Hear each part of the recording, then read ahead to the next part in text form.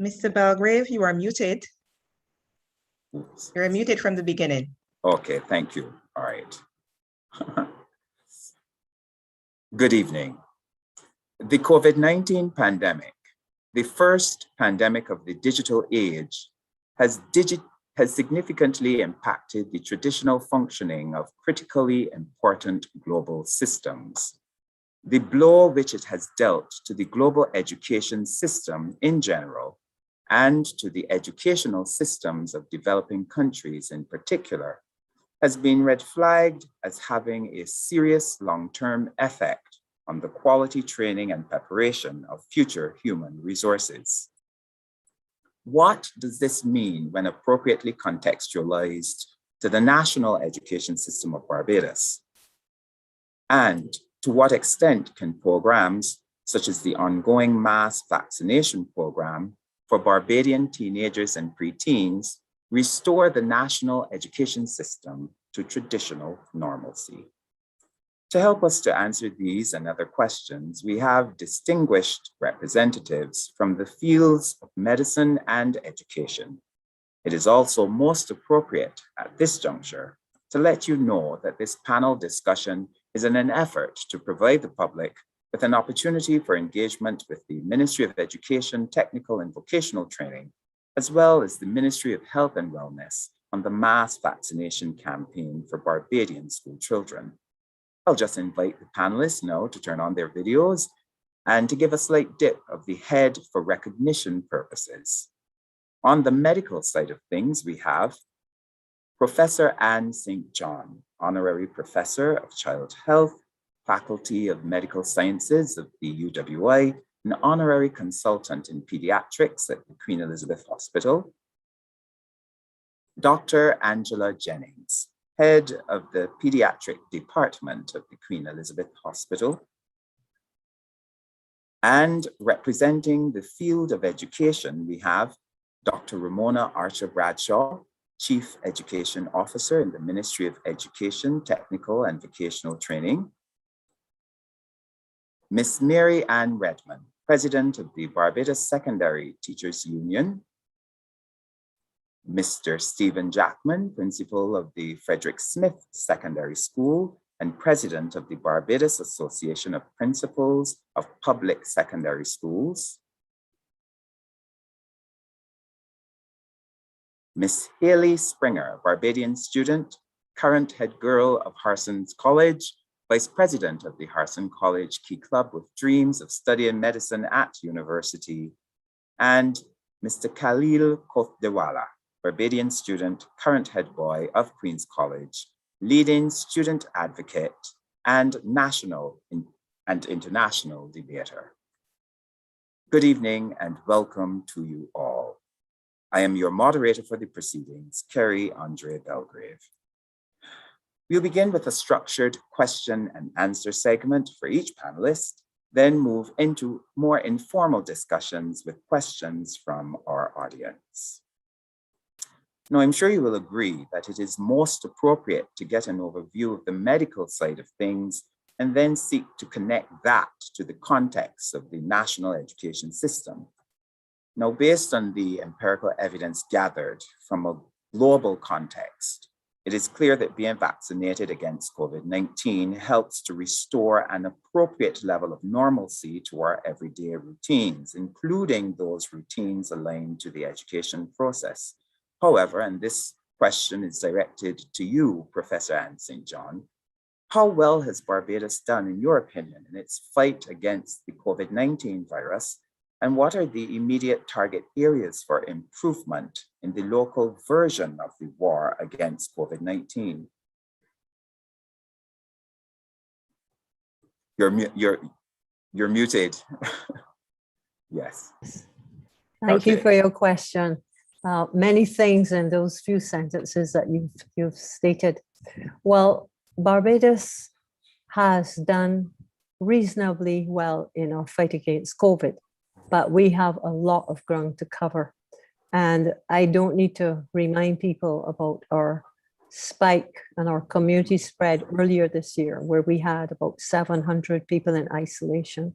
And now we are approaching 1,000 in isolation because we really have community spread. I heard the conference this afternoon where they stated how many families and clusters of families have been involved. So we've had a tremendous increase in cases over the last month, and also deaths. We had 7 deaths in the last week. So we have been trying. Initially, all we had was to sanitize your hands, wear a mask, and social distance. And then we were fortunate to receive donations in the thousands of the vaccines, various vaccines which are available. And so we've had a reasonable response. However, we're still at just about 35, 36% of national average target to be vaccinated. And we really need to reach herd immunity over 65, 70% to be comfortable that we're able to use that 4th layer to try to protect ourselves and decrease hospitalization and complications, because we have a lot of comorbidities in the population. Thank you. And Dr. Jennings, I'm sure you share the general sentiments and specific concerns outlined by Professor Anne St. John. In the earliest stages of the pandemic, the data revealed that children are less likely to become seriously ill from COVID-19. Dr. Jennings, are there any recent medical developments or factors related to COVID-19 that make the push for the vaccination of Barbadian teens and preteens particularly important at this time? Well, good evening, and thank you so very much for having me here as part of the panel. And I think that is a very timely question. Initially, when the pandemic started, the end of 2019 into 2020, we as pediatricians did breathe a sigh of relief saying, oh my goodness, the virus tends to have spared the kids. Now we're seeing a shift in that conversation, a shift in that reality, as the Delta variant is more transmissible, it is more infectious, and we are seeing more children impacted now than we had seen before. So definitely, children definitely are impacted at this point in time. Okay, thank you. And for the sake of establishing procedural clarity, and this goes to either Professor Anne St. John or yourself, Dr. Jennings, can you provide an outline of the vaccination process for children when they show up to vaccination centers to be vaccinated? And given that children have developing immune systems, do they get a lower dose of the vaccine than adults? Well, I will take that question because I've been there out in the trenches vaccinating children. Okay. When they come, they need to be accompanied by a parent if they're under the age of 18. And they come, and then there's a brief orientation talk given to those who are there in the group, small groups as they appear at the centers. So they're told about the vaccines. For children, only the Pfizer is administered. For anybody else, they can get one of the other 2, which is Sinopharm or AstraZeneca.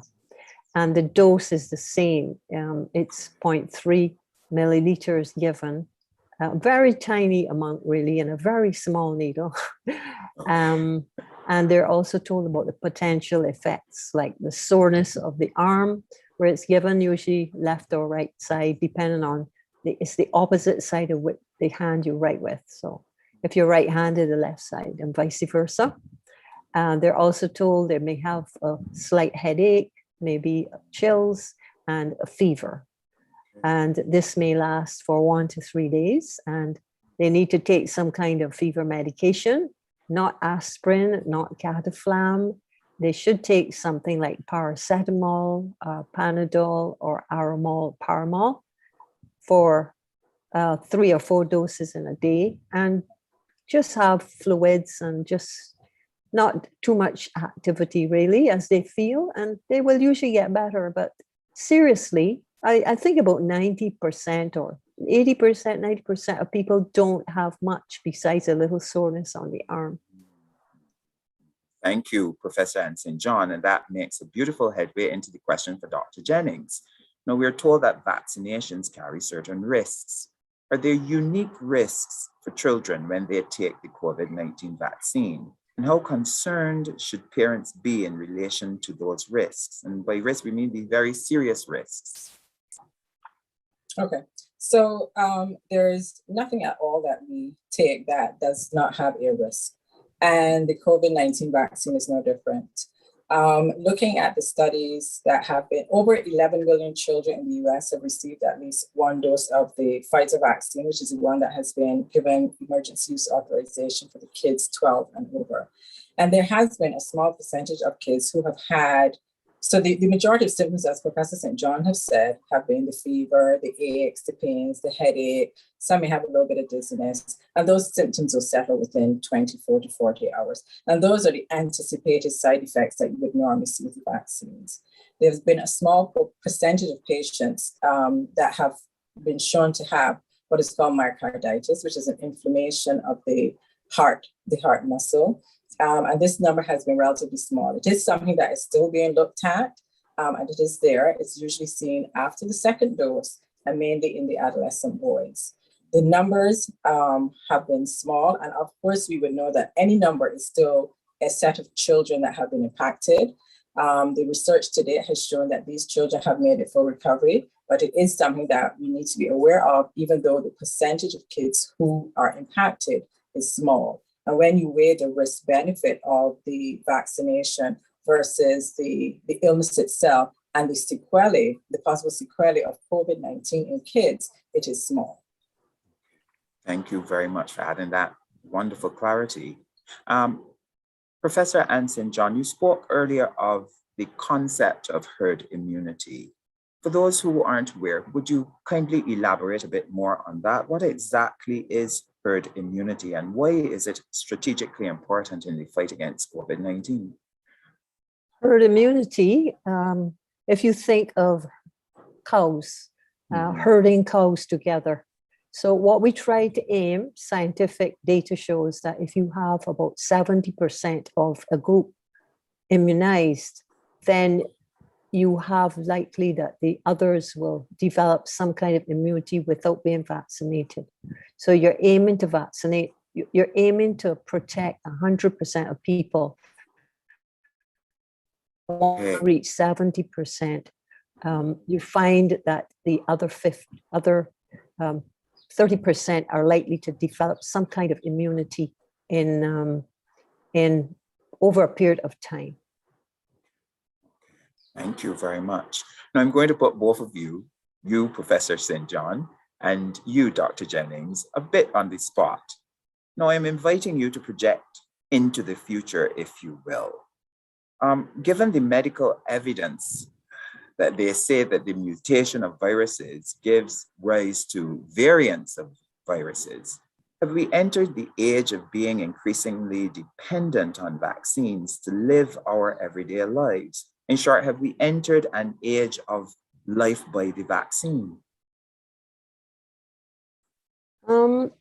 I think that there's been a lot of emotion and a lot of anxiety generated by the COVID vaccine in particular. You may remember that as little infants, for the first 3 to 4 years of life, they receive a number of vaccines, and the expanded program of immunization, in keeping with World Health recommendations, we give 7 vaccines combined in 2 or 3 shots, and then there's polio drops.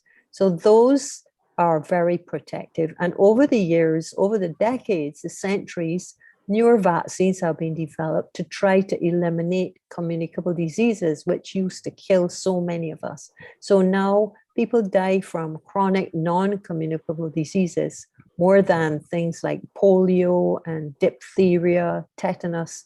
Those are not likely to kill people to a very significant extent.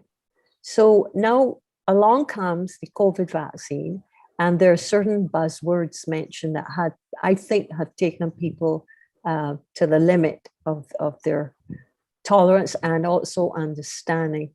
The words mRNA and DNA. And these words are mentioned because these 2 vaccines, the Pfizer and the AstraZeneca Sinopharm brands, are different in what they have. One is messenger RNA for the Pfizer, and then Moderna, and then there's the DNA vaccine mediated, which is the Sinopharm and the AstraZeneca. Now, people are quite accustomed to things, DNA not being good, trying to change people's DNA. And this has caused a lot of confusion, and social media has not helped at all, because a lot of misinformation is being fed out there and circulated, and it has convinced a lot of people who don't really know about vaccine production. So as Dr. Jennings said, she said license for emergency use. I was so happy a few weeks ago, I think a couple now, that it's changed, and the FDA has licensed the Pfizer vaccine for routine, regular vaccination. They removed that word emergency because the feeling in populations was that this is only for emergency, and so they didn't want it unless it was an emergency. And to most people, COVID is not an emergency unless you lose somebody in your family. Then you're rushing to get vaccines. So there has been a lot of hype and misinformation which has confused the general person about these COVID vaccinations, in my point of view. Okay, and Dr. Jennings, would you like to add and extend? Right, I'm just going to be, just agrees with what Professor St. John said. And just to say, we already are in an era of vaccination, because from 2 months onward, we are vaccinating kids. I think as we move forward, it is hoped that the COVID vaccine will become a part of the immunization schedule, and that we learn as we battle and live with COVID-19, because from projections, it really is not going anywhere anytime soon. Okay, thank you very much. And now that we've established a better picture of the medical side of things, let's now shift our attention to the educational side of things. Now, Kaleel and Haille, you sit here with the responsibility of representing the best interests of a national student body of some 20,000 teenagers. You have heard the medical justifications advanced by the experts for the vaccination of teenagers. In reflecting on all that you have learned about the mass vaccination program so far, what primary concerns, if you do have any, what are your primary concerns in relation to this issue? Haille, we'll hear you first, and then we'll move into hearing Kaleel. Okay, good evening. My primary concerns are mainly the vaccine hesitancy, because I believe the science is trustworthy. We have experts who devoted a lot of their time researching these vaccines. And I think that a lot of people have fallen prey to the conspiracy theories. You know, when you listen to information, you need to know where it's coming from. And the sources that are spreading the false information are not trustworthy or credible. And more than likely are people just like you and me that really have no idea the real science behind the vaccines, who are just sitting down on their couch and, hey, you know, this is something to say to people. And a lot of people are ignoring the scientists who have poured their heart and soul out for over a year creating these vaccines, and the mRNA vaccines, which have been in development since the 1990s. So it's not something new. A lot of people are not trusting. And I think that is what concerns me the most, because the only way forward is for more people to be vaccinated. I think that this has definitely become a political issue when it should not be one. We all get vaccines going into school, and I believe that this should just be another one, another layer of protection, like the doctors and Professor St. John highlighted. This is another layer of protection that we can use, and I think that we should take everything that we can to protect ourselves from COVID-19. And Kaleel, do you share similar sentiments?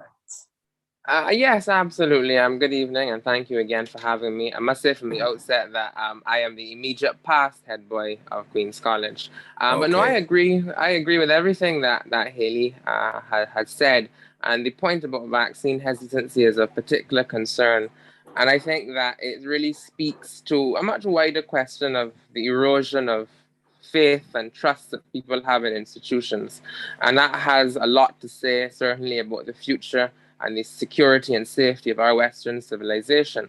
But more to the point, I think the vaccines, as you have heard from Professor St. John, from Dr. Jennings, and indeed from doctors and scientists across the world, represent a significant boon and boost for our battle against COVID-19.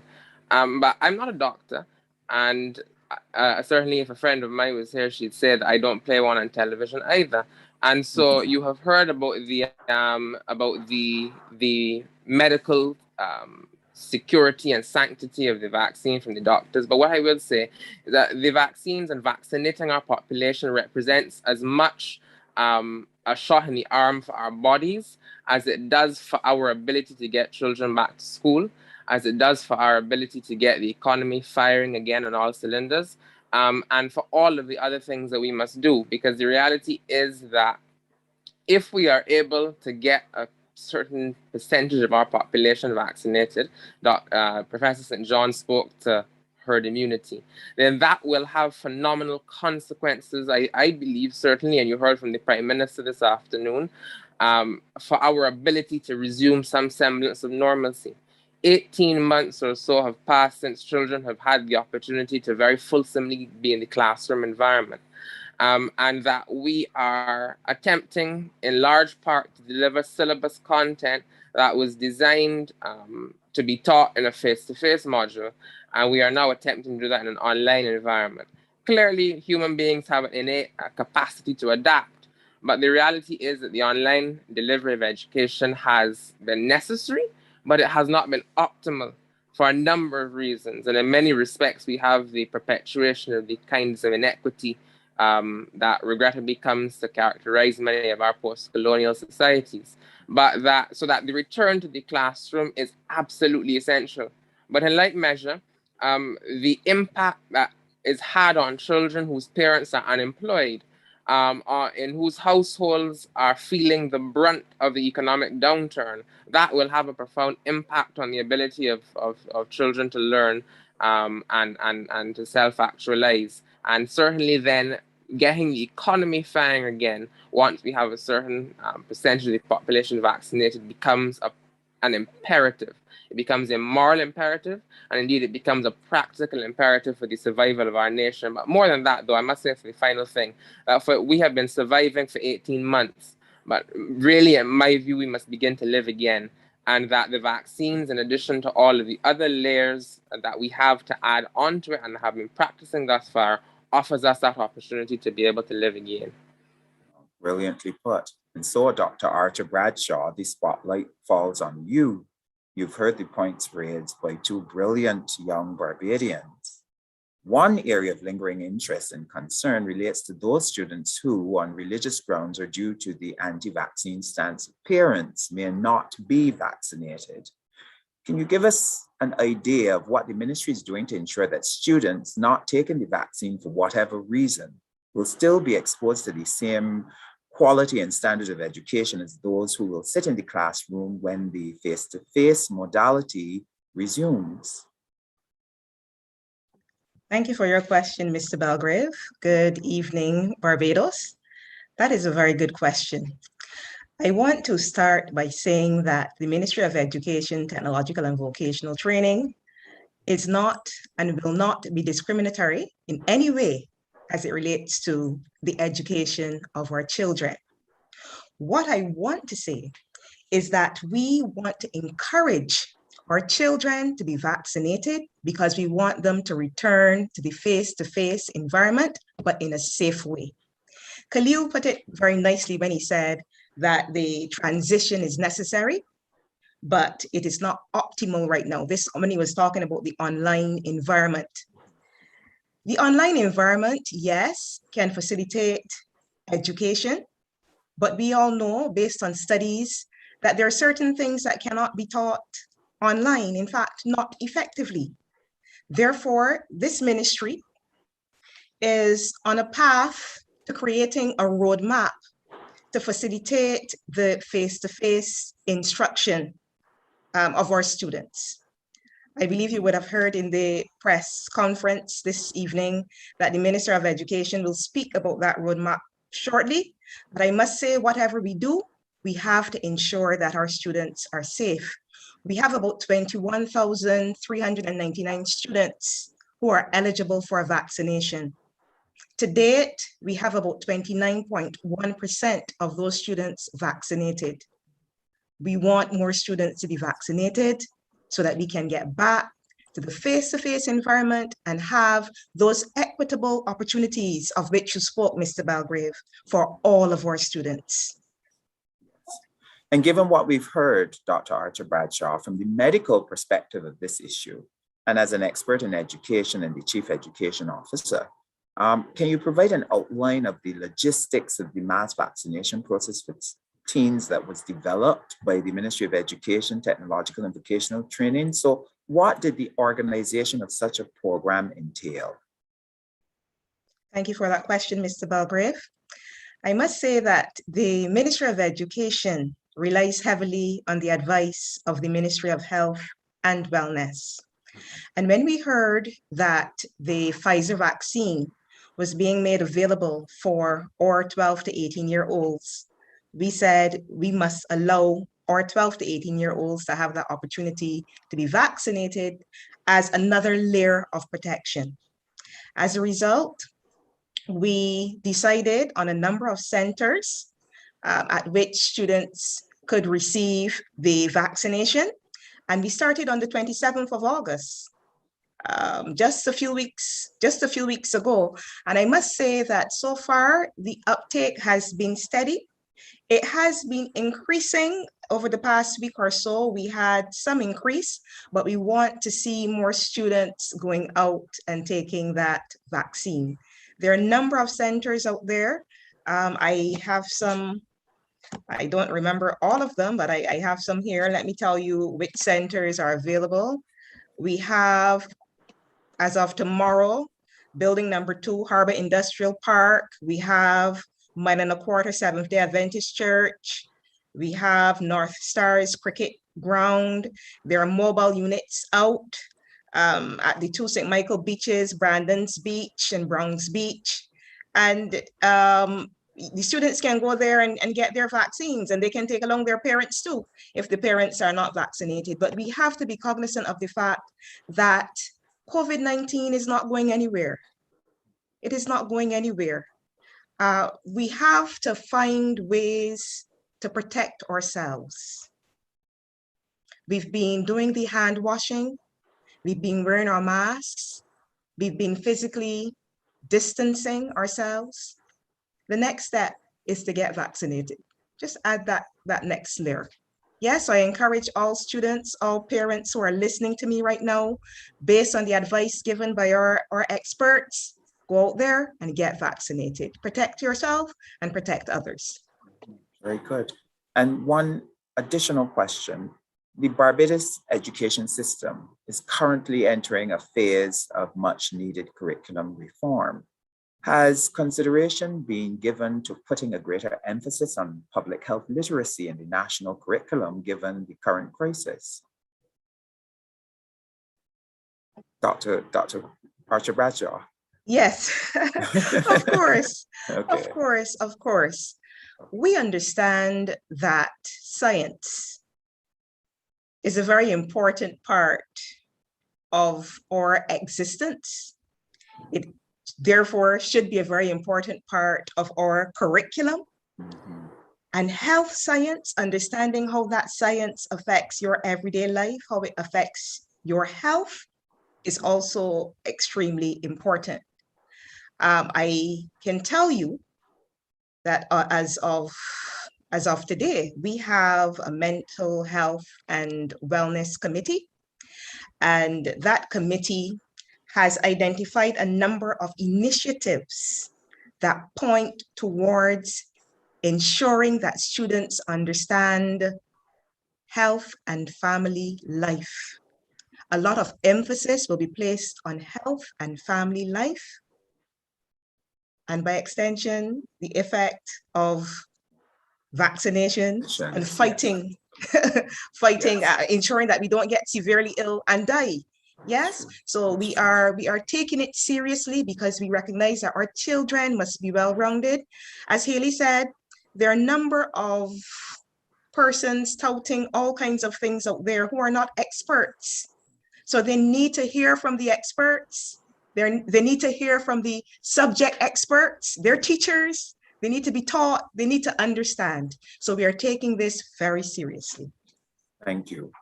And Ms. Marianne Redman, you've heard the comments of Dr. Ramona Archer-Bradshaw in her capacity as Chief Education Officer, and you serve as the voice of the country's teachers as well. To what extent does your organization support the ministry's effort in its mass vaccination program? And to what extent have you been engaging with the members of your organization about that program? Good evening and thank you. We definitely are in full support of the vaccination of the school age population between 12 and 18 years old. As has been said previously, that is the only way, the most effective way to get our students back in what for us is an optimal learning environment. That is, given our resources, given the type of curricula that we follow, given the type of examinations, examinations that we do, that is face-to-face teaching and learning. The thing is that the online instruction has really been an emergency response to COVID. As a result, there have been innate inefficiencies in that system.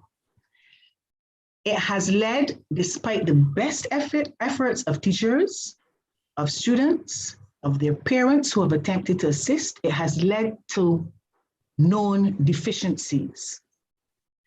The deficiencies we have to address, and as fate would have it, we have to attempt to address those in an online environment that is not optimal. We need to get our students vaccinated to get them back into a face-to-face teaching and learning environment. Some of the inherent problems that we've had with online instruction include, of course, the digital divide, represented in various ways, where it relates to the availability of connectivity, the availability of electricity, the availability of devices, even though the ministry has in fact distributed, I understand, in excess of 16,000 devices. But given those circumstances, there is still a digital divide.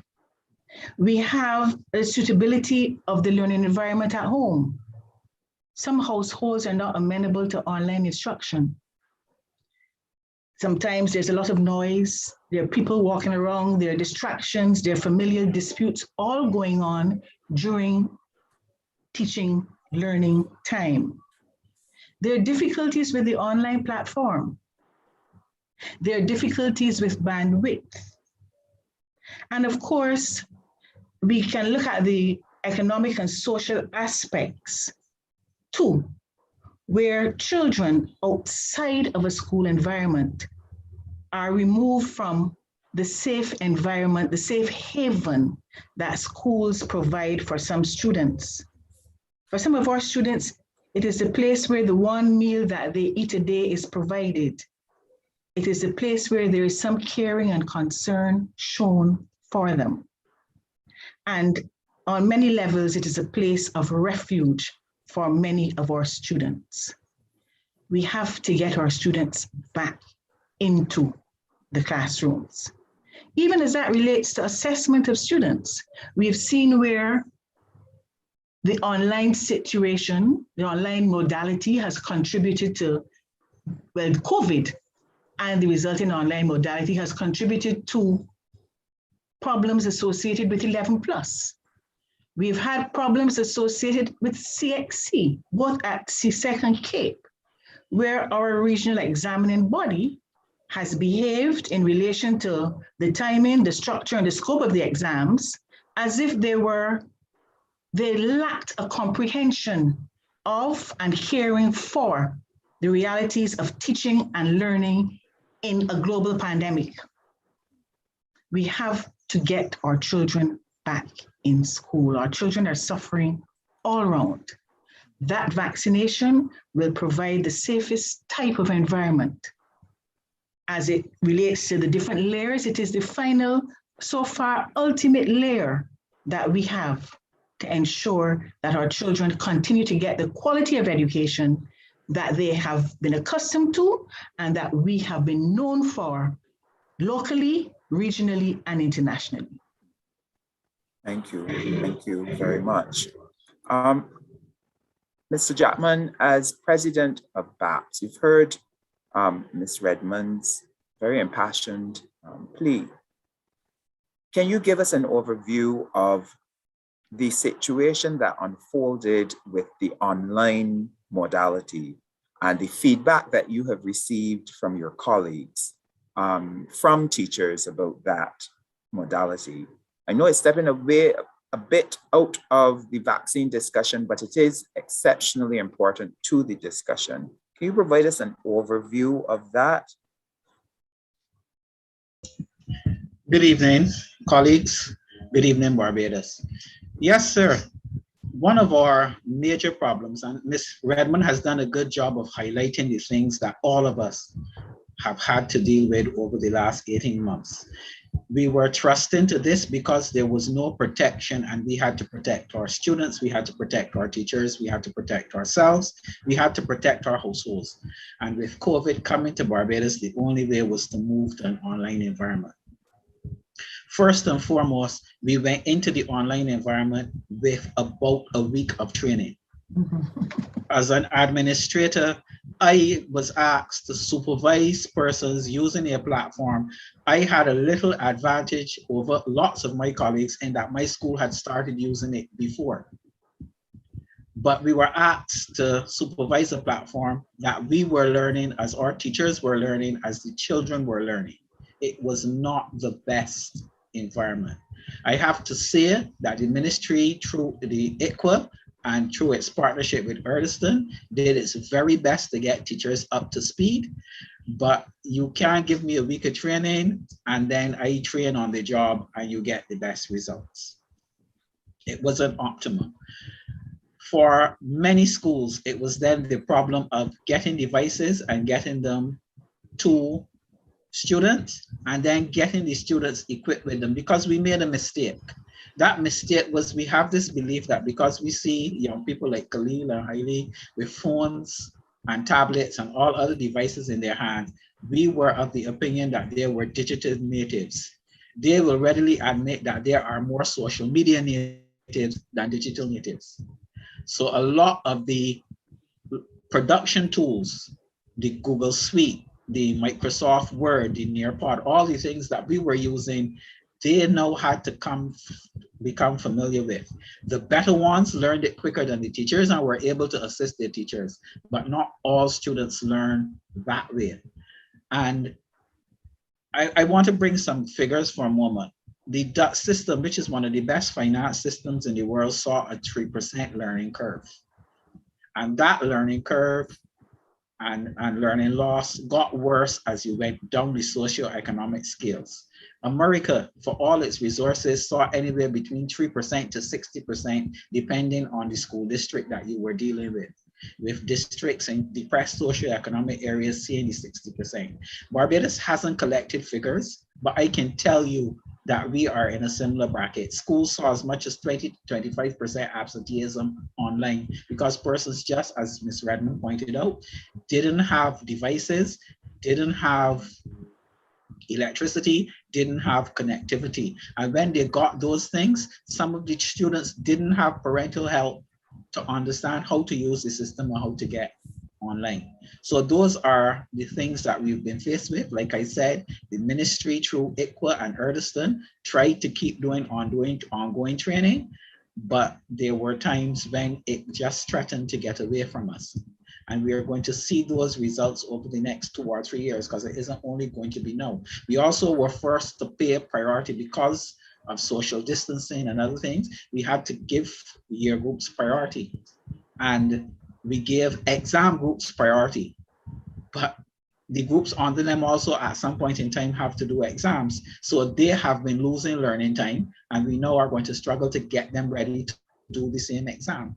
So it has been, we are getting better. I will say this anyway, we are getting better because Barbadian teachers are probably the most resourceful in the world, and the more time we spend with this device, the better we will get at it, and we will start rewriting it to suit our needs. But I would prefer that it becomes a tool to assist us in the face-to-face environment, as opposed to being the only modality of instruction. Thank you very much, Mr. Jackman. And at this time, I'm going to extend an invitation to our audience on the net and throughout Barbados and indeed the world to submit their questions if they have questions for the panelists. And so we move to Miss Nicole Brathwaite. Welcome, Nicole. And she sits as the representative or the general secretary of the Thank you. Yes, the Barbados. Could you repeat your Barbados National Council of PTA Association. Yes. And so you're representing thousands of parents on this panel. Based on your communications with members of PTAs across the country, what is the general attitude of parents towards this mass vaccination drive? And are there any major concerns that have been made about the process from that perspective? From the perspective of the parents? Thank you very much, Carrie. I would like to say, first of all, that there are so many concerns, as you would know, as parents whose role are supposed to protect their children and to see whatever they can do to make sure that their children are safe. There have been a myriad of concerns out there, not all necessarily coming through PTAs, because, you know, some COVID has also affected the functioning of PTAs. Okay, some have been in transition, some have, you know, some persons have moved on and so on. So there's a lot of building back that also needs to be done in that regard. However, the concerns that have been arising include, of course, you know, people wondering if it's been tested enough, long-term effects, the side effects, does it really work? And obviously, those who might have their religious reasons would, of course, be either hesitant or would not be fully convinced that it is for them or for their children. So these are concerns or reactions to the vaccine availability that we have become aware of. And we have been making some strides to put things in place that we can actually host a session that we can address some issues for parents where they can have that forum to share more of their concerns, their fears, and ask their questions and so on, of those who can answer them more efficiently for them. But we are sure that being vaccinated is definitely the way to go, because getting the children back into school is also what is on the ground out there of paramount importance. Parents want their children in school. They want them to be face-to-face interacting with their teachers and their friends. And of course, they want to be sure that their children will be doing so safely. So all of these are things that are being considered in the midst of what is taking place presently. And of course, we know that Delta became a great game changer. We are aware that there were many, as Dr. Archer mentioned, there has been an uptake from the time the vaccine became available. There were many who took advantage of the vaccine right away. There were some who are hesitant, who are now stepping forward and going because they recognize that vaccination is important for their children to be safely educated in schools. Pause there for now. Thank you. Okay, thank you. Thank you very much. And let's just swing right back to Professor St. John and Dr. Jennings. Now, as Ms. Brathwaite mentioned, Delta was a game changer. We are seeing on the international stage that younger children are becoming infected with the variant, especially in China, and 4-year-olds as young as 4-year-olds and 3-year-olds. Would it be a strategic move, or can you foresee the future based on the trends? Can you project in the future based on the trends if it would be beneficial for us to move in that direction of vaccinating younger children than we have now?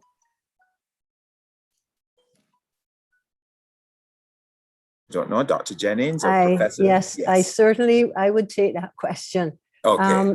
A trend, as of the end of October, beginning of November, the vaccine is going to be licensed for administration children 5 to 12. That's made pretty clear on the international scene. As you remember, this Pfizer vaccine was licensed for children a number of months ago in the US, and that's where the vaccine is really primarily given. It's made in the US. You notice that the AstraZeneca isn't given in the US. Pfizer is given, and you notice the Pfizer is very little given in Europe. And this has to do with, let us say, politics and various factors, which I will not go any further into, because one is made on one side of the Atlantic and one's made on the other side of the Atlantic. However, it will be quite available for children from 5 years and older, we're told, from probably the end of October, beginning of November. So we in the Caribbean are often a little bit behind in what's happening because our economic restrictions. We couldn't afford to purchase vaccines. Otherwise, we would have had vaccines from December last year, like the rest of people had. So we were very fortunate to get all these hundreds of thousands of doses.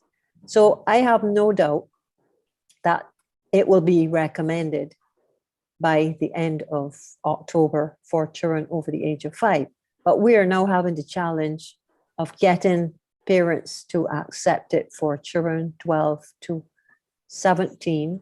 And we've just been giving for 3 weeks. I think we've given just over 5,000 children. So 25% maybe of those 21,000 students who are eligible have been given the vaccine. And I'm afraid it's unfortunate we're going through the same story as we did for the adults. Is it safe for children? A vaccine doesn't make a difference if you're adult or a child. It's just, has it been approved? Millions and millions of children have been receiving the Pfizer vaccine to date. And we have all the data. We don't have to reinvent the wheel looking for side effects. We report them as they develop. Thank you. Thank you, Professor St. John. Dr. Jennings, you had anything to add to or to submit? I'm just, echoing what Professor St. John said. We expect that by the end of the year, the information will be available and a recommendation from the FDA with respect to the vaccination of the kids 5 to 11 years of age. I think, though, as we look at this, and I understand the anxiety that parents have, because, we talk with parents all the time and they're skeptical. It's a new vaccine, fighting a pandemic that is new, and there will be questions. And I'm glad for this opportunity to have that discussion. And I think that we're all on the same page. Parents want the best for their kids, as do we. And as the educators have said, the online environment really is not working. Parents have to go to work, the children should be in school. And the purpose of this conversation really is to discuss that, because we want to get children in school and we're not going to rush them there, with anything that is going to have a negative effect on them. So I'm glad for this opportunity to discuss. I think as we move forward, the vaccination of the younger children will definitely come on board once the data is known. Thank you, Dr. Jennings. Kaleel and Haille, 2 Barbadian students, brilliant Barbadian students. Would you be so kind as to share how this entire pandemic has affected you on an individual level, and particularly with your academics and your dreams for the future? Has it made a horrible dent, or how have you adjusted to it? You can begin first, Kaleel, and then Haille. I think for all of us, certainly, the pandemic has been quite a shock to the system, and it has had a profound impact. I certainly I wouldn't say that I'm a social media native, as Mr. Jackman said, or a digital native. I'm a very analog type of person, and so that was an adjustment, certainly, as well. Too, as you can see, I wear glasses. like many people on the panel. And so the increased screen time has been a challenge. That certainly has been a challenge.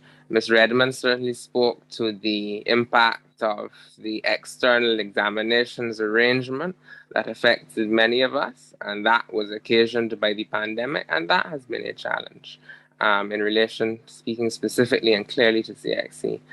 And so that there have been all of these things that have posed challenge. Up to last week, Thursday, I was about to go into class, and I woke up in the morning and there was a problem with the Wi-Fi. And I had accumulated enough data from the plan to be able to attend the class, an hour on Zoom with my data. Thankfully, I did. It took quite a bite out of the data, but thankfully, I was able to do so. But the reality is that a lot of people might not have that kind of plan or anything like that, and would have been deprived of the opportunity to get that much needed instruction. And so, for all of us at a personal level, it has been a profound and lasting shock, and it has been particularly damaging. I speak to a lot of people. It has been particularly damaging to the people who, before the pandemic, were already at a disadvantage, and it has therefore accentuated those challenges that exist. Because Dr. Archer-Bradshaw spoke to subjects that can't be delivered in the online environment, and I think of vocational subjects.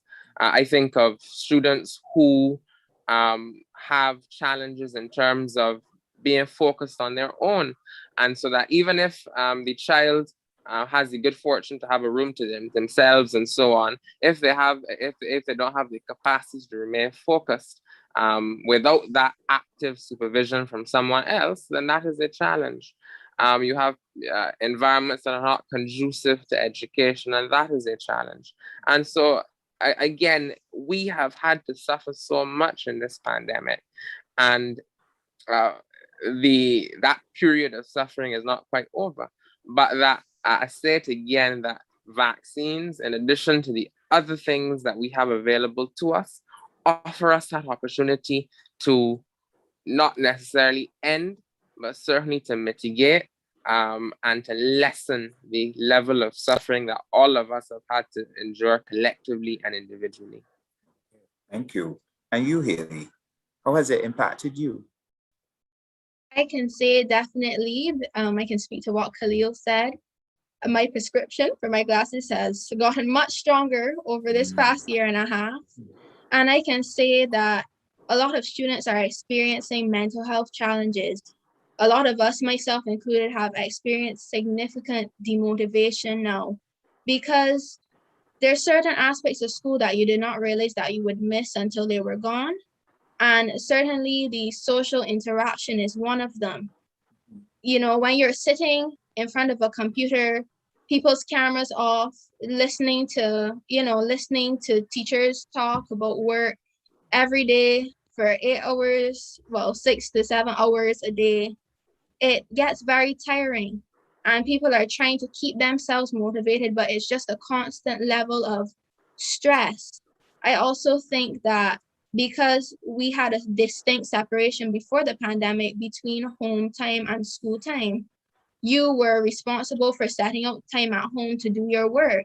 But now it is like there's no separation, there's no time for relaxation. It is, everything has just blended into one. And I think a lot of students are feeling that there seems to be no escape. You know, we don't have normal social luxuries. We cannot go out like we used to burn off some steam. So it is just now to wake up, go to class, do homework, go to sleep. And it really gets very tiring for many of us. I can say that I've been trying very hard to push forward, but this is not something that I think we are really going to acclimate to. We have adapted as best as we possibly can, but I don't think there's going to be any further level of acclimation, because this is not how we are meant to learn. And I believe that, like Kaleel said, vaccines are the way out. I would like to go back to school. I would like to get back to in-person instruction, And I believe that the only way we can do that safely is if we get a higher level of the student population vaccinated. Beautiful. Well, one indirect message that's coming across is that there may be a ripple effect of health challenges as a result of COVID-19. I have one question coming in from the audience member, and it seems that it will be directed to the medical panel. Will there be a disadvantage to the unvaccinated student who enters or who to return to the classroom? Will there be a disadvantage to the unvaccinated student to the return, or it seems as though that's for the education persons. Will there be a disadvantage to the unvaccinated student to return to the classroom? Dr. Ramona Archer-Bradshaw, I know that you alluded to it earlier, but it's always good to repeat the information because people tune in at different times. Yes. The Ministry of Education, Technological and Vocational Training is not in the business of disadvantaging any student, vaccinated or unvaccinated. What I will tell you, based on the comments you've heard from Haille and Kaleel, and from all others on this panel, we want to ensure that when our children go back to school, they go back to school in a safe environment. We are about evaluating the risks. And as I said earlier, we get the advice from the Ministry of Health and Wellness, and we use that advice to see what is the best way we can approach education moving forward. Now, if we have a situation in which the risk of going to school is a lot less than the risk of staying at home, because when you stay at home, of course, as Haille spoke about, you have the psychosocial effects of being online, then it is very likely that we could go back face to face. Very true and very, very pertinent to the situation. Dr. Jennings, as head of the pediatrics department, you just heard Haille just outline the ripple effect of COVID. Can you speak to that and those other elements that come as a result of having to remain at home and not going outside? I'm certain that we had discussion on childhood obesity. And because now that seems the notion of going out to play and to interact socially has been reduced significantly. Can you speak to what she alluded to? Thank you very much. I think Haille hit the nail on the head as someone living through it, as a teenager going through it. It has been extremely rough. The kids are social beings. That's how they interact. The teenagers, they're defined by their peers. They want to engage with their friends, etc. They want to be close. And the pandemic has really pretty much, as they stated, created inequity. You've got students who can't get on devices. You've got students who have no one at home to watch over them when they're supposed to be in classes. You've got kids who would have been outside, who've been playing football and basketball and cricket, and they're not able to go outside, and they're inside, they're on their devices. And before, we used to talk about, screen time and the allotted time that kids should really be on a device. And now with the pandemic, you're at home and you have to be on your device because that's the only way that you can get the learning. And that has created issues with eye strain. It's created kids who have put on a lot of weight in a short space of time. As pediatricians, we're seeing kids who you're like, oh, wow, a year ago, you were a different person.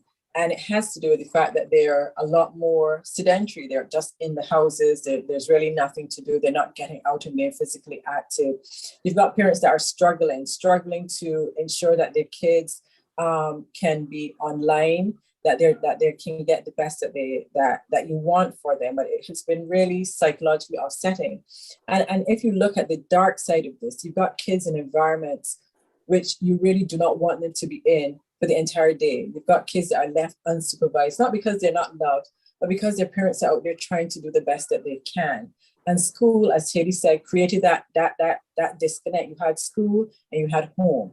You went to school, you learned, you got support, you were able to reach out to guidance counselors, etc. if things were not right.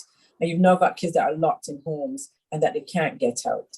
So not everybody has the environment that we would imagine that it should be for online learning. So we've seen the significant impact of that, both in the increasing weight gain of children, the psychological impact that this has had. Now, early in the pandemic, we had the young ones who were mortified because everybody was glued to television. All you were hearing all the times were the number of deaths that were happening. People were dying left, right, and center. And we think a lot of times that kids are so resilient, and we don't talk with them in that context to understand how they're feeling, but they're smart as ever. They internalize stuff. They watch us as adults. And we want to have those conversations, but we want to get them back out because we recognize that home is important because that's where you're going to sleep, etc. But being out at school, being able to socialize with your peers, to have those social interactions and to be able to network with your friends is so very important. So absolutely, we have seen the downside of this, the ugly side of the pandemic, if there's even a good side. But we've seen the ugly side of the pandemic, and we recognize we need to get kids out. We need to get them to schools. We need them to get them out on play fields and to be physically active, etc., and to be out in the sun for sure. Wonderful, and you've really hit the nail on the head, Dr. Jennings, because COVID has most definitely impacted that very important trinity: the child, the parent, and the school. Let's tune into Ms. Redman. Ms. Redman, give us an idea of the impact that the disease has made on teacher functioning, in your opinion, and based on what you have heard from your members. Certainly. One thing that I want to draw to the attention of listeners is that even though online instruction is taking place, there is still an active loss of teaching time during the school day. And that is a result of the fact that children can only be exposed to the screen for limited hours. Those hours accrue to less than the normal school day. So that, for example, if we contextualize this in relation to a CSEC class, for example, a CSEC geography class, the geography syllabus is predicated on 5 lessons per week for 4th form and for the 5th form. Those lessons are usually in a face-to-face environment, 40 minutes. In the online environment, they may range from 25 to 30 minutes only. So let us look at best case scenario, 30 minutes.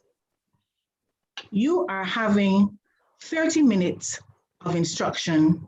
You're not having them necessarily 4 times a week in the online environment. You may not. Let's say that you do.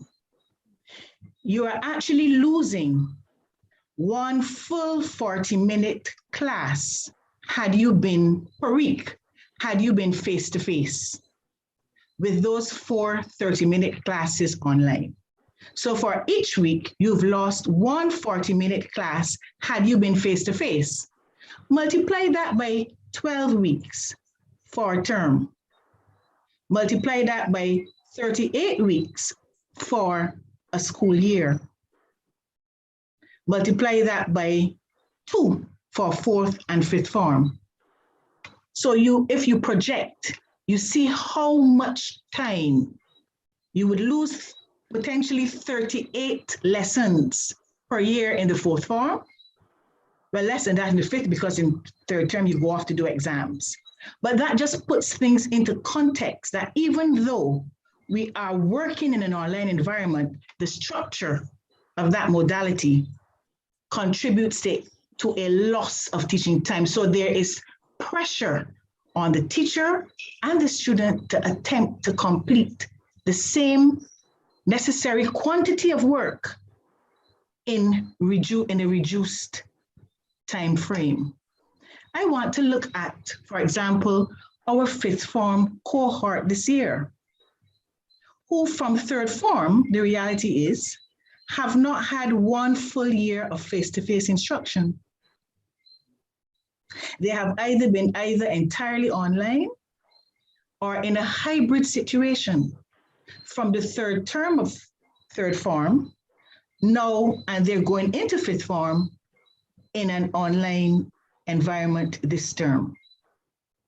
Parents, we need you to vaccinate your children so that they and us, we can do for them what they need to do. We look at the deficits too, in terms of even with the preparation of students, the students do their exams, and how is that translating into that student being at the level that prior students would have been at? How does that translate to further or higher education and training? Those students are going on to universities and other training institutions with deficits. At the universities themselves, there are deficits because of the purely online instruction. We need to have our people vaccinated. There was reference to the absence of social interaction. That is extremely important. It has been said over and over again here. Very important to children's development and their ability to operate in groups. Conflict resolution.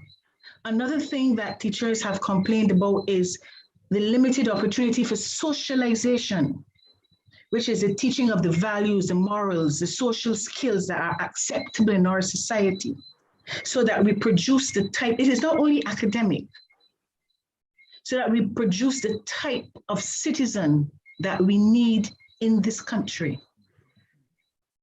And so we have a variety of problems associated with our inability to have our students in a face-to-face environment to the extent that we need them to. There was talk too about the Kaleel reference, the difficulty of teaching some subjects in an online environment. And teachers have complained bitterly about this. The subjects with a practical aspect, all of the sciences, theater arts, physical education, home economics, music, art, geography, all of those suffer as a result of a lack of that face-to-face interaction that is vital in certain subject areas that have a practical element. Thank you, Ms. Redman. Very powerful food for thought. We have two questions, one from Geraldine King, and I guess this now, or all two of them, will be poised to Dr. Jennings and Professor St. John. How many doses are recommended for preteens or teens? Do you plan to give them follow-up boosters? How many doses are recommended for preteens or teens, and do you plan to follow them up with boosters? Very pertinent question. Mm-hmm. The Pfizer vaccine is the one recommended currently. There are 2 doses and a minimum of 3 weeks, but what we've been doing is 4-week interval because that's a little more practical. 4 weeks time, they get an appointment to go back to have their vaccine and boosters. Everything is still not concluded on this. The trial, those people who got theirs over a year ago, they're following them to see how their antibodies have been sustained, the level of antibody. But I did read in the literature that it's going to be most likely that you will have a booster vaccine annually. That's what seems to be the recommendation presently, annually. And if you have immune suppressed disease like heart transplant, kidney transplant, then you get another dose, which will be a 3rd booster. Thank you, Professor St. John. And another question from Sheena Springer. Dr. Jennings or Professor St. John, what are your thoughts on children who have asthma taking the vaccine? What are your thoughts on children who have asthma taking the vaccine? Okay, I'll answer that one. Okay. Right, so we definitely would support the children who have asthma, because we recognize that asthma is one of those conditions who children with asthma may be at a slightly higher risk of getting COVID and sequelae from it, especially now with the Delta variant. So we would recommend children with asthma to be vaccinated. Okay, thank you very much. And so let me now turn to Mr. Jackman. Now, Mr. Jackman, you represent BAPPSS, and we speak of the teachers, but we also tend to forget that administrators in education were teachers, and they are teachers in the same light. How has it been for administrators in managing the whole impact of COVID in day-to-day administration of schools? Mr. Beckles, you asked an interesting question.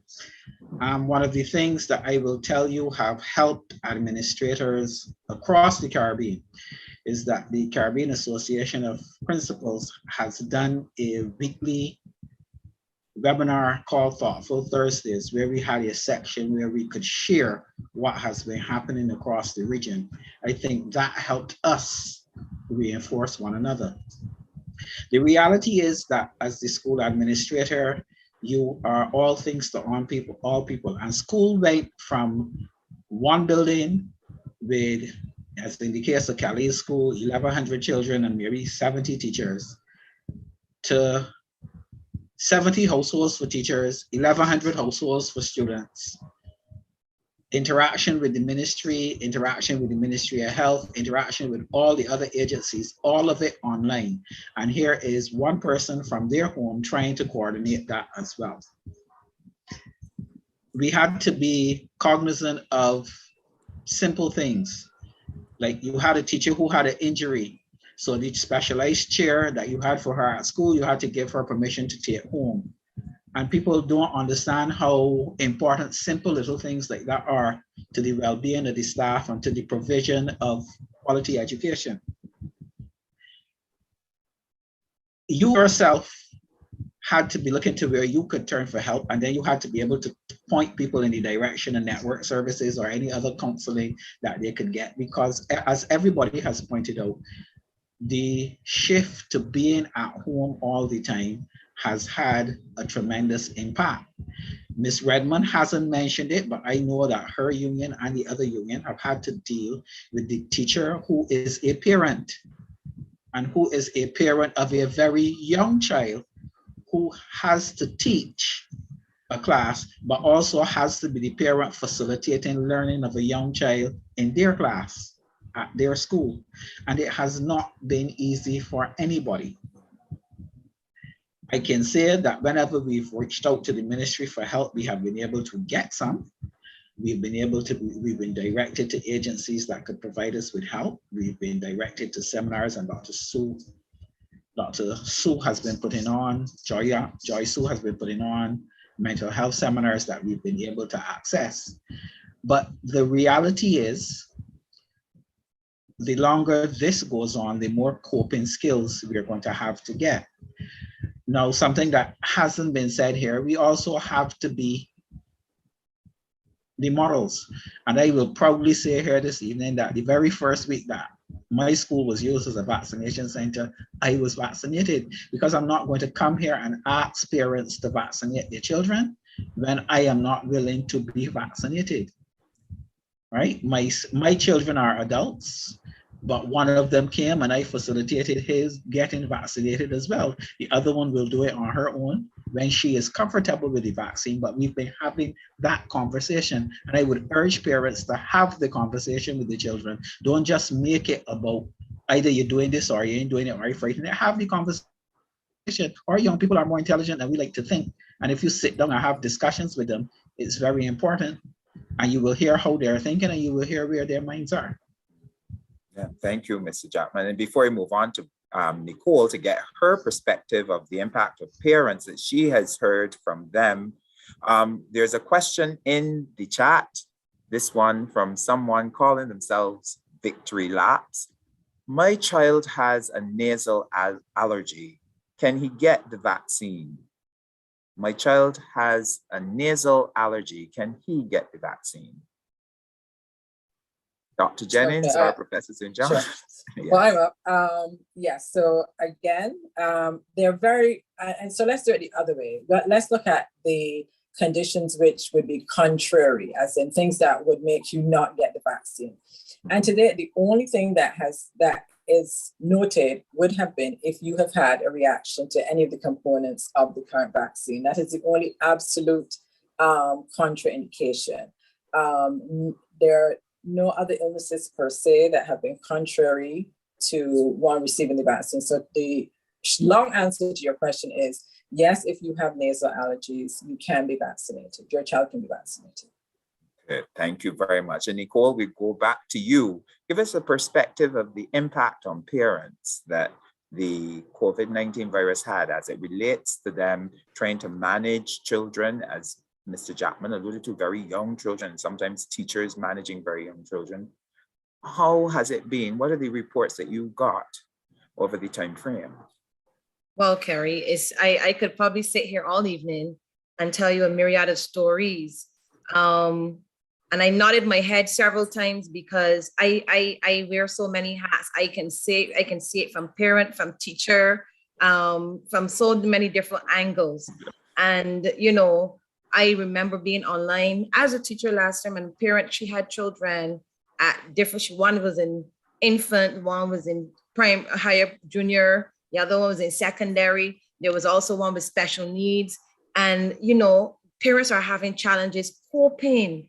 And that was a time too when many of them were unemployed and facing their own challenges with handling that and find, you know, how am I going to feed my children at home? When they're home, they're eating more than before. They want to eat down the whole house every minute. Mommy, I'm hungry. All of these things have challenged parents, because obviously the natural instinct of a parent is to take care and to protect their children. So you want to meet their needs and you want to be sure that they're, you know, watered and fed and so on. So parents have really been struggling with, first of all, not, some of them have not been techno savvy. They've been forced into learning how to provide the technical support for their children as needed. And some of them have been challenged too with those who were lucky enough to be working. They might have been working shift and they might not have had anybody else to take care of the child or to be online with the young child at the time while they were out and so on. So you had many children who might have been absent from online classes, not because necessarily the parent wanted to be delinquent. And I'm not going to make excuses for those who were delinquent, but, you know, there were some who were really facing and challenges where their hands were tied. And I am figuring that this time around, it might be even more so challenging for some, because whereas some of them might have been able to ask their employers last time to bring their children to work with them so that they can go online. Maybe they didn't have Wi-Fi at home and they had Wi-Fi at work and so on. Like I said earlier, you know, Delta was a game changer. I'm not sure how many employers are going to facilitate that this time around. So parents are really facing some challenges in relation to how COVID is impacting them at all different levels. And we want to encourage them, as the doctors have said, and they've heard it echoed here, you know, take the other layer of protection, you know, vaccinate yourself, vaccinate, weigh the pros and cons, obviously, because that's what is needed for parents to make their informed decisions, because ultimately the decision is with the parent regarding the child.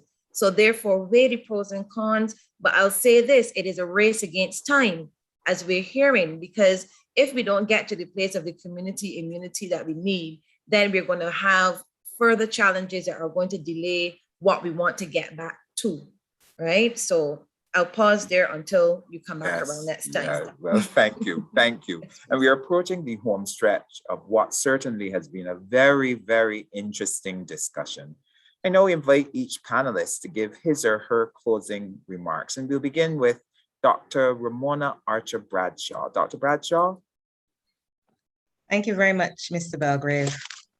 I want to encourage parents, the parents who are listening this evening, to take the COVID-19 virus very seriously. As I said earlier, Before, we've been wearing our masks, we've been washing our hands, we've been physically distancing ourselves to ensure that we're safe. I ask you to take the next step and get your children vaccinated. Between September 12th and 16th alone, of the 452 cases, there were 110 persons under the age of 18 that contracted the virus.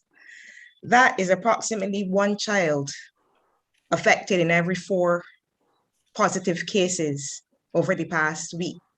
Our children are not exempt. And if we want to get back to face-to-face teaching or even blended teaching, I advise you to get your children vaccinated. The mission at this ministry is to ensure that we provide equitable opportunities for all students. Equitable opportunities so that our students can reach their maximum potential. You've heard from the panelists, the online environment, that's an emergency response. We are using it because it is the best thing that we can use at the point. Help us to reach that point where it is safe for our children to go back to school, so we're not leaving out the ones who can benefit from that face-to-face instruction. Thank you, Mr. Belgrave. Thank you, Dr. Ramona Archer-Bradshaw. And we move next to Ms. Marianne Redman, your final and closing remarks. Yes, the global examples are there for us. The Delta variant is a serious one. We have seen the daily increases. Dr. Archer-Bradshaw referred to 2 days in September. From the first, I will refer to 16 days. We have had from the 1st of September until yesterday, or 17 days, 310 cases of children under 18 infected. If we look at Trinidad, I was reading today that they have had 55 cases so far of Miss C. It is just God and the hard work of our medical personnel that we've only had one so far. Trinidad has 55. The vaccine offers that extra layer of protection. We have to get our children back into school to operate in a face-to-face environment. We have heard of all of the impediments. We've heard of the deficits. Let us try to do right by our young people. And the way to do that now is to have them vaccinated so they can return to school in a safe environment and continue with their education. The facts are there. They are there, visible, evident. There's no disputing global realities. Vaccinate our young people. Thank you, Ms. Redman. Mr. Stephen Jackman, your closing remarks. I'll join with my colleagues and I will say this: our first responsibility as teachers is the protection of our young people. I am making a plea tonight to all those who are listening. The only way to protect our young people, to ensure, to minimize the loss of life among our young people, is the use of this vaccine. We would do anything as adults to make sure that our young people don't suffer. So I urge you, get the real information, wait, have the discussions with your children, and have them vaccinated so that they can be protected against Delta and the other variants that are going to come. Secondly, we are going to have to live with COVID-19. We are going to have to learn how to exist in a world where there is some form of this virus at all times. We will still have to get on with living, which means that we will still have to get on with education. If this vaccine and vaccinating our 12 to 18-year-olds allows them to return safely to school so they can get on with the business of learning so that they can get on with life, I will urge you all to take that course. Thank you. Ms. Nicole Brathwaite, your closing remarks. Thank you, Carrie. And I want to say that it has been a pleasure being a part of the panel this evening. It's been my pleasure being a part of it. But I want to say and echo the words again, you know, weigh the pros and cons and remember that safety is paramount. We are looking at the fact that the doctors and everyone have been saying to us that the benefits are outweighing the risks. And not getting vaccinated is a decision that is going to put our children at greater risk of contracting COVID and facing some of those challenges that we have spoken about here. And if we get to the widespread vaccination, we know that we can help to stop COVID in its tracks, and we can get back to letting, you know, life become a little bit more like what it used to be. Even if we don't get back there to what it was, nonetheless, we can try our best to stop it in its tracks. We heard Haille spoke about the pandemic fatigue that is stepping in, and how it's impacting. Kaleel spoke about it, how it's impacting them as well, and what's more, the younger children. So we want to make sure that we send a message out there clearly that vaccination adds to the layer of protection, and we want to encourage every parent out there to make that responsible and informed choice. Thank you. Thank you. Haille, Miss Haille Springer, your closing remarks. Yes, I believe that the other panelists have summed it up pretty beautifully, but I will say that now is not the time to hesitate. The hesitation is what has led to the occurrence of a lot of the new variants. And I really do believe that the vaccines are the way out. All of the other diseases, I am not 100% sure who listed them, that we are vaccinated again, have been eradicated essentially because of the presence of the vaccination. COVID-19 is not going anywhere. This is not something that we can just wait out, as we are seeing clearly almost 2 years in, and it is still going on despite the other measures that we have put into place to protect ourselves. And I do believe that we need to add that extra layer of protection via the vaccine. Thank you very much. And Mr. Kaleel Kothdiwala, your closing remarks. Yeah, I want to second everything and endorse everything that has been said. And every time that I speak on this matter of vaccinations, I say the same thing, the same phrase. And I don't say it to be trite or cliche, but I really believe that we have been surviving for 18 months and that it is time for us to be able to live again. And in the first instance, to be able to live again, we must first live. And we have seen the Delta variant and the adverse impact that it is having on the ability for many of our citizens to live. 6, regrettably, in the last week alone. But that more than that, we must be able to live again, as I said, socially, economically, get our students back to school. You look at Malta. Malta has a vaccination rate past 80%, and they have gone back to school. They're still wearing masks, as we will have to, I think, for quite some time. But they have reduced the physical distancing to enable more students to be in the classroom. And so that I have been, when I went in for my first dose of the vaccine, after that, I had stunning pain in my arm where I had received the vaccine.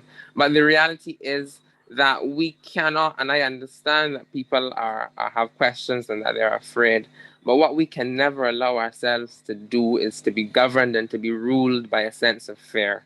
Rather, instead, we must take the evidence as it is presented to us, weigh the pros and the cons, understand the costs of not doing it, and recognize the importance of wearing our masks correctly, of social distancing in all settings, of washing the hands, of doing the responsible things. And the time really has come that certainly leading that pack of responsible things is to be vaccinated, to allow us that chance and that opportunity to be able not only to survive, but to truly live out our lives and to give all of our people, particularly the children of this country, the very best opportunity in this world in which we live. And we can only do that by following the protocols that have worked and certainly by getting vaccinated. I say it again to reinforce the point. It is really and truly time for us to live again. Thank you very much, Kaleel. Professor Anne St. John, your closing remarks. I don't think that there's a lot left for me to say, except to endorse the appeals made by the panelists who have spoken before me. Yes. I would like to stress again that COVID-19 vaccines are safe and effective. These vaccines have been used and have been under the most intensive safety monitoring for the Pfizer in the United States in the history of that country, which includes studies in adolescents. And we're shortly going to hear that we can usually give it from children who are age 5. Now, it wasn't mentioned before or just alluded to. We have another epidemic. Out of this has come mental illness in children. There has come a social disconnect. There's obesity, which was 1 in 3 children affected before the pandemic. I think it's 1 in 2 now. And I certainly would like to say that I know parents want the best for their children. They should speak with their care providers to try to help them to make their decision. But this is not going to end well for us all. We have the very small ones who need protection and they can't receive the vaccine. So we need to reduce carrying it into the household and transmitting it outside. So I would like to implore parents and teachers and the church and all organizations to try to see what concerns are of parents and encourage them that vaccination is the remaining tool that we have in our armamentarium at the present time to deal with COVID-19. Thank you so much, Professor. And Dr. Angela Jennings. Good evening. So much has been said already. As part of the team at the hospital who will care for children who are impacted by COVID, I just want to let you know, look, this is real. We have seen children who've been significantly impacted, who've been quite ill as a result of COVID-19. And I understand the fear that some parents will have. There's some parents out there who are like, give me the vaccine, give the kid the vaccine. We don't care. But there are parents who are scared. And I want you, as Professor St. John said, to have a conversation, open a dialogue, speak with your healthcare providers, and discuss your fears, your concerns in a one-on-one setting. Because at the end of the day, the choice is yours, and you are trying to do the best that you can for your child. I want also to encourage, as much as we're talking about the kids getting vaccinated, it must be also open to the parents and the cousins and the aunts, etc. We want as many adults as well to be vaccinated because we are trying our best to beat this. Now, the vaccine is not a magic bullet, unfortunately. It just adds another layer. We're going to vaccinate, we're going to hand sanitize, we're going to wear a mask, and we're going to be as physically distanced as much as possible. Because at this point in time, today, the 18th of September, this is the best that we have. And I encourage all of you to have that conversation. Thank you so much for the opportunity today to speak on this. And I encourage you all to have the conversation with your physicians. And if you don't have a physician, you can always reach out. Thank you.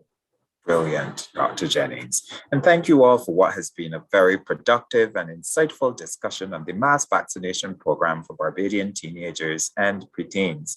Our contributors to the discussion were Dr. Ramona Archer-Bradshaw, Chief Education Officer in the Ministry of Education, Technological and Vocational Training, Ms. Marianne Redman, President of the Barbados Secondary Teachers Union, Mr. Stephen Jackman, Principal of the Frederick Smith Secondary School and President of BAPPSS, Ms. Haille Springer, Barbadian student, current head girl of Harson College, Vice President of the Harson College Key Club, and Mr. Kaleel Kothdiwala, Barbadian student, immediate past head boy of Queen's College, leading student advocate and national and international debater, and Ms. Nicole Brathwaite, President of the Barbados National Council of the Parent Teachers Association. I am Kerry Belgrave, and I thank you once more. Oh, General Secretary. Thank you very much, all of you, and do have a pleasant evening. It was a wonderful, wonderful session. Mr. Belgrave, before we go, we may Yes. have some other questions. I'm going to ask those persons to send their questions to info@mes.gov.bb, and we'll be sure to get back to you. We'll consult with Dr. Jennings and Professor Ann St. John and all the others on the panel to give you the most appropriate response. So thank you. And thank you very much, Dr. Ramona Archer-Bradshaw. To everyone, have a very pleasant evening, and thank you for joining us once again.